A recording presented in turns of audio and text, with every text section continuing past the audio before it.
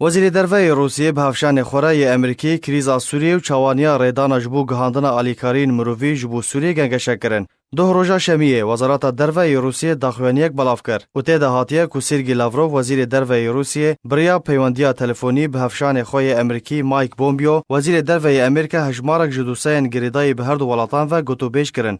داخوانیا وزارت دروی روسیه هاتیه کمجارا چوانیا هفکاری و گهاندنا آلیکارین مروی جبو سوریه یک جمجارین کونافبر هر دو وزیران ده هاتیه زمان. لگور داخوانیا وزارت دروی روسیه که هجمارک جدوسین گرینگ هاتنه گوتوبیش کرن و بطایبت پیشروج هر دو ولاتان پشتی هفدیتنا هر دو سروکن روسیه ولادیمیر پوتین و سروک امریکا دونالد ترامپ دولتکای هلسینکی یاکو هفته بوری هاتبول درخستن. هر داخوانیا وزارت ده هاتیه که او پیوندی لسر داخواز امریکا هاتبول پیکانین.